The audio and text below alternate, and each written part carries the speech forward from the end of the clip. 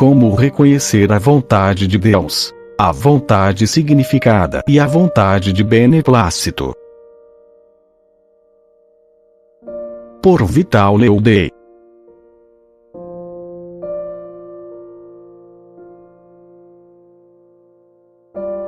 Deus nos faz conhecer a sua vontade de dois modos.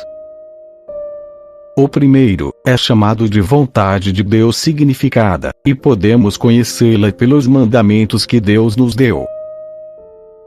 O segundo modo é chamado de vontade de beneplácito, e podemos conhecê-la em todos os acontecimentos que Deus nos envia.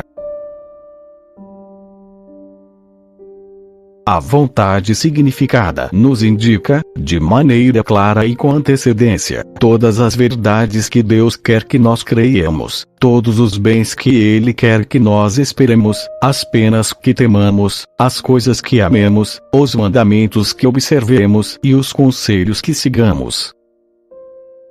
Nós a chamamos de vontade significada, porque nos indica explicitamente tudo o que Deus quer que nós creiamos, esperemos, temamos, amemos e pratiquemos.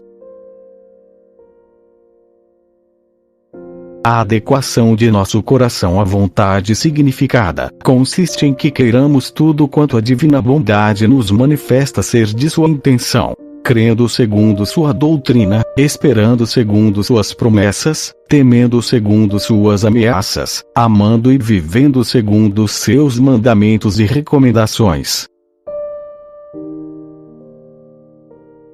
Essa vontade significada abraça 4 partes, que são as seguintes: os mandamentos da lei de Deus e da Igreja, os conselhos, as inspirações, e as regras e constituições da vida consagrada.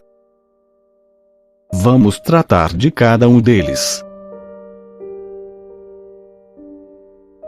Os mandamentos da lei de Deus e da Igreja.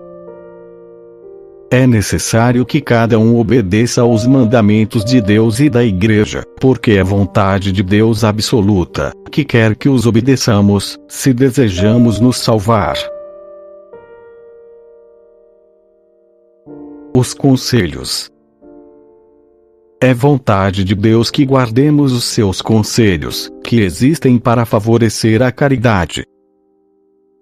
Mas não é imperativa e absoluta como os mandamentos.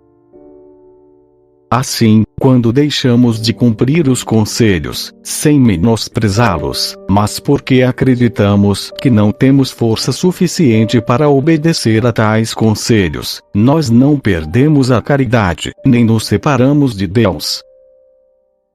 Além disso, nem é possível que sigamos todos, mas só aqueles mais conformes à nossa vocação. As inspirações. Nas inspirações, Deus nos indica as suas vontades sobre cada um de nós de maneira mais pessoal. Santa Maria Egípcia se sentiu inspirada ao contemplar uma imagem de Nossa Senhora. Santo Antônio, ao ouvir o Evangelho da Missa. São Pacômio, vendo um exemplo de caridade. Santo Inácio de Loyola, lendo a vida dos santos. Ou seja, recebemos as inspirações pelos mais diversos meios. Algumas inspirações, que chamamos ordinárias, apenas nos conduzem a praticar algo que já praticamos de costume, mas com um novo fervor.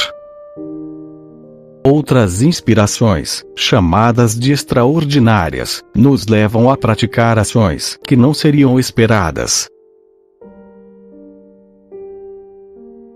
Regras e constituições da vida consagrada.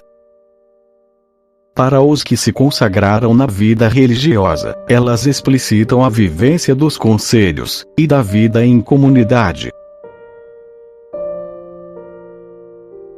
Essas são as 4 partes da vontade de Deus significada. Além dela, também temos a vontade de beneplácito de Deus. Ela se manifesta em todos os acontecimentos, em tudo aquilo que acontece. Na enfermidade e na morte, na aflição e na consolação, na adversidade e na prosperidade. Em uma palavra, teme todas as coisas que não são previstas. Essa vontade de beneplácito pode ser vista facilmente em tudo que vem diretamente de Deus e das criaturas que não são livres, como chuvas, terremotos, doenças, a beleza da natureza. O mais importante é ver a vontade de Deus principalmente nas tribulações, que por mais que Ele não as ame em si mesmas, as quer empregar, como excelente recurso para satisfazer a ordem, reparar nossas faltas, curar e santificar as almas. Mais ainda, deve-se ver a vontade de beneplácito inclusive em nossos pecados e nos pecados do próximo, e aqui falamos mais especificamente da chamada vontade permissiva. Deus não concorre na forma do pecado, que é o que constitui sua malícia. Ele detesta infinitamente o pecado e faz de tudo para nos afastar dele. Ele o reprova e o castigará. Mas, para não nos privar da liberdade que nos concedeu, como nós nada podemos fazer sem o concurso de Deus, que é o primeiro motor de tudo, Ele nos concede tudo o que é material no ato pecaminoso, o que, aliás, nada mais é que o exercício natural de nossas faculdades. Por outro lado, Deus quer tirar o bem do mal, e para isso faz que nossas faltas e as faltas do próximo sirvam para a santificação das almas, pela penitência, pela paciência, pela humildade, pela mútua tolerância, etc. Ele quer também que, mesmo cumprindo o dever da correção fraterna, suportemos o próximo, que lhe obedeçamos quando ele tiver autoridade sobre nós, enxergando os instrumentos de Deus até mesmo em suas exigências e falta de razão, pois Deus se serve de tudo para nos exercitar na virtude.